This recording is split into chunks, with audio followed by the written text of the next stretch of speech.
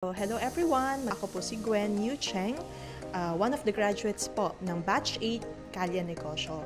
So, nag-start po ako, tindera po ako ng takoyaki. So, ang business ko po is Sinakuyami Takoyaki.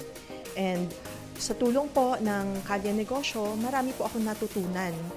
Marami po akong naintindihan sa pagnanegosyo.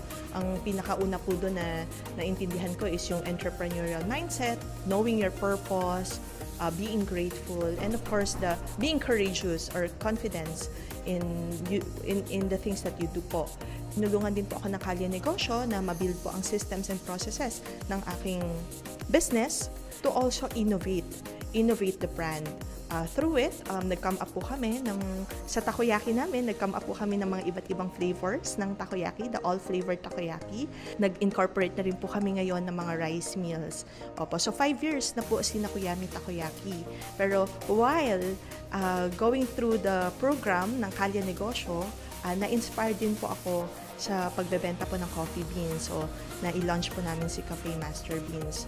Gusto ko po sabihin sa mga bagong mga participants ng Kalya Negosyo, seryosohin nyo ang pagpunta, pagpasok, bawal po umabsent.